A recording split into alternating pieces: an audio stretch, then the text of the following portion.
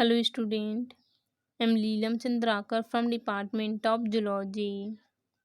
आज का हमारा टॉपिक है डाइजेस्टिव सिस्टम ऑफ बेलिनोग्लॉसिस।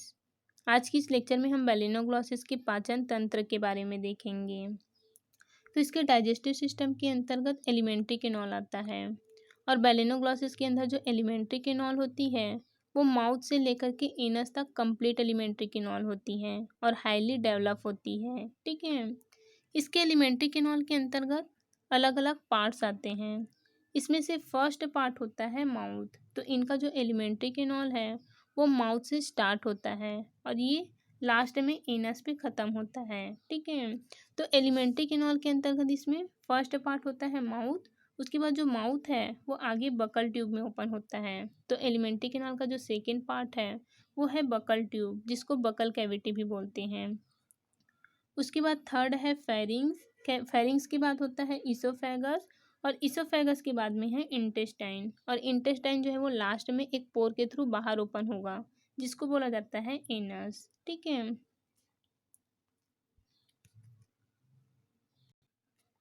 अब यहाँ पर बेलिनोग्लॉसिस के एलिमेंट्री केनॉल का डायग्राम दिया हुआ है। अगर इसके एलिमेंट्री केनॉल को देखोगे तो यहाँ पे इसका जो बॉडी है वो 3 पार्ट में बटा हुआ है। एक है प्रोबोसिस, तो सबसे आगे की तरफ इसमें होता है प्रोबोसिस। उसके बाद बीच वाला जो रीजन है उसको बोला जाता है कॉलर रीजन और सबसे पीछे की तरफ होता है इसमें ट्रंक। ठीक है, तो अब यहाँ पे जो प्रोबोसिस है, इसका जो प्रोबोसिस वाला रीजन है उसके अंदर कैविटी होती है, मतलब कि उसके अंदर में इस प्रकार से सीलोम पाया जाता है, जिसे प्रोबोसिस सीलोम कहते हैं। ठीक है, उसके बाद यहाँ पर प्रोबोसिस का स्टॉक होता है, जिसको प्रोबोसिस स्टॉक कहा जाता है। और इसका जो प्रोबोसिस वाला पार्ट है, प्रोबोसिस स्टॉक वाला पार्ट है, उस पार्ट को जो कॉलर का आधा वाला पार्ट है, मतलब कि जो आगे वाला पोर्शन है, वो उसे ढका रहता है। ठीक है, अब बीच में ये है इसका कॉलर रीजन। इसमें भी कैविटी होती है, मतलब कि इसमें भी सिलोम पाया जाता है और इसमें 2 सिलोम होते हैं। ये है फर्स्ट सिलोम और ये है सेकेंड सिलोम। इसके सिलोम को बोला जाता है कॉलर सिलोम।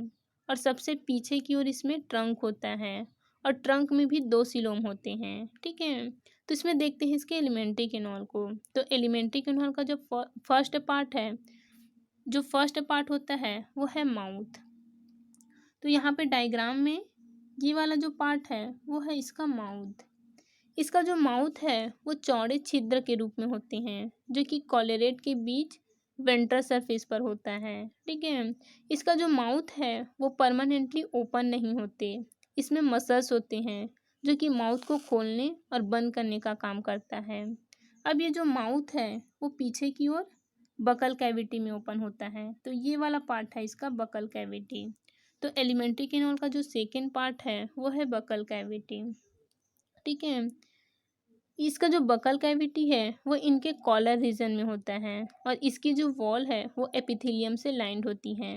तो एलिमेंट्री केनॉल के अंतर्गत जितने भी पार्ट्स आते हैं उनकी वॉल जो है वो एपिथेलियम से लाइंड होती है, आस्तारित होती है। ठीक है, और वो सिलिएटेड एपिथेलियम होती है। तो जो बकल कैविटी है इसकी भी वॉल जो है वो सिलिएटेड एपिथेलियम से लाइंड होगी और इसके ऊपर की जो छत बनाता है, जो रूप बनाता है, वो है बकल डाइवर्टिकुलम। तो यहाँ पे यहाँ से यहाँ तक के पार्ट को बोला जाता है बकल डाइवर्टिकुलम।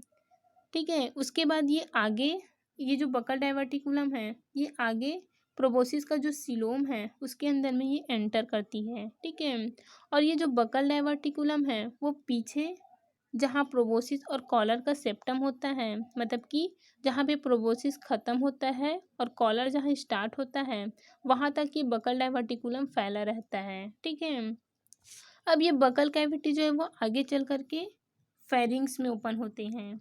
तो इसके एलिमेंट्री कैनाल का जो थर्ड पार्ट है वो है फेरिंग्स। तो डायग्राम में यहाँ पे ये वाला जो पोर्शन है यहाँ से लेकर के यहाँ तक, ये है इसका फेरिंग्स।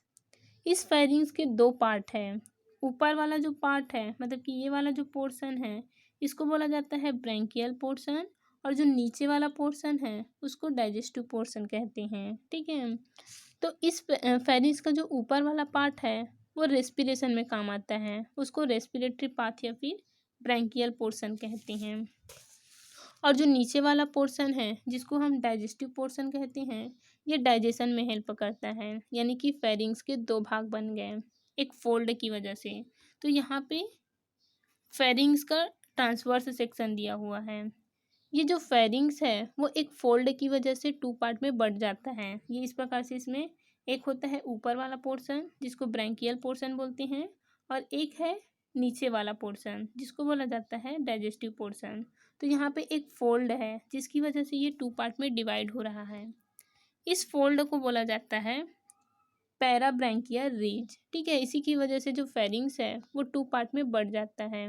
तो जो फेरिंग्स है उसका ऊपर वाला पार्ट जो है वो जिसको हम ब्रैंकियल पोर्शन कहते हैं, ये रेस्पिरेशन में हेल्प करता है, और जो नीचे वाला पार्ट है जिसको डाइजेस्टिव पोर्शन कहा जाता है, ये डाइजेशन में हेल्प करता है। तो इसका जो फेरिंग्स है वो रेस्पिरेशन का तो काम करता ही है, साथ ही ये डाइजेशन का भी वर्क करता है। ठीक है, अब फेरिंग्स जो है वो पीछे इसोफेगस में खुलती है। तो इसमें नेक्स्ट जो पार्ट है वो है इसोफेगस।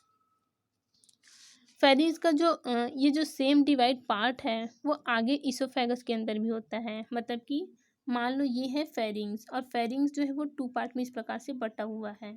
ये है ब्रैंकियल पोर्शन और ये है इसका डाइजेस्टिव पोर्शन। ठीक है, तो जब ये आगे इसोफेगस में ओपन होगा तो इसका जो ये डिवाइडेड पार्ट है वो कुछ दूरी तक ये इसी प्रकार से डिवाइड होता है। ठीक है, उसके बाद ये जो इसोफेगस है वो आगे इस प्रकार से आगे इंटेस्टाइन में हो ओपन होगा। ठीक है, इसलिए यहाँ पर इसको पोस्ट पैराब्रैंकियल कैनाल कहते हैं। ठीक है, अब ये जो इसोफेगस है वो आगे इंटेस्टाइन में ओपन होता है, और इसोफेगस की जो वॉल है वो भी एपिथेलियम से लाइंड होगी। ठीक है, अब इसमें जो फोर्थ पार्ट है वो है इंटेस्टाइन। तो इसका जो इंटेस्टाइन है वो ट्रंक के हिपैटिक और पोस्ट हिपैटिक रीजन में प्रेजेंट होता है। इसकी भी वॉल जो है वो सिलिएटेड एपिथेलियम से लाइंड होती हैं और ग्लैंडुलर होती हैं।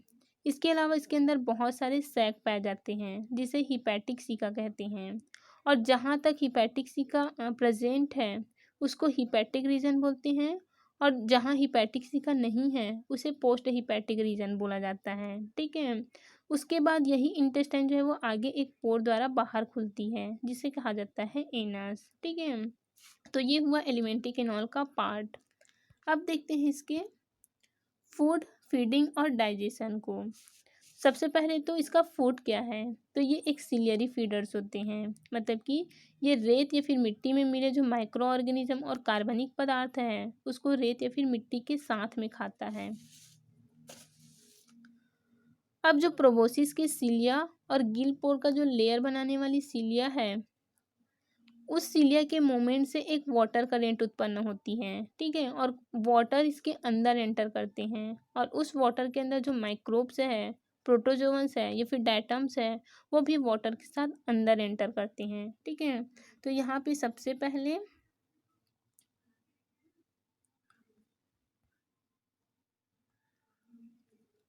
जब वाटर एंटर करेगा तो वो इस माउथ से एंटर करता है। ठीक है, फिर माउथ से वाटर जो है वो बकल कैविटी से होते हुए इसके फेरिंग्स में जाते हैं। तो जब वाटर इसके फेरिंग्स में आते हैं तो जो फेरिंग्स है वो टू पार्ट में बटा हुआ है। एक है इसका ब्रैंकियल पोर्शन जो कि रेस्पिरेशन में हेल्प करता है, और दूसरा है डाइजेस्टिव पोर्शन जो कि डाइजेशन में हेल्प करता है। तो वाटर में घुली हुई कुछ जो ऑक्सीजन है वो इसके ब्रैंकियल पोर्शन में चले जाते हैं, मतलब कि ये रेस्पिरेशन का काम करेगा, और जो इस वाटर में जो फूड के पार्टिकल्स है वो इसके डाइजेस्टिव पोर्शन में आ जाते हैं। ठीक है, और फूड जो है वो आगे इसोफेगस से होते हुए इंटेस्टाइन में चले जाते हैं। साथ ही इसके जो फेरिंग्स, इसोफेगस और इंटेस्टाइन का जो पोर्शन है वो डाइजेस्टिव एंजाइम्स का सिक्रीशन करते हैं, जिसके कारण फूड का डाइजेशन हो जाता है। ठीक है, और फिर जो डाइजेस्टेड फूड है, जो पचा हुआ भोजन है, उसका इंटेस्टाइन में एब्जॉर्प्शन होता है, मतलब कि अवशोषण होगा, और जो अनडाइजेस्टेड फूड है, जो बिना पचा हुआ भोजन है, वो कास्टिंग के रूप में एनस द्वारा बाहर निकाल दिया जाता है। ठीक है, और इस प्रकार से इसमें डाइजेशन होता है।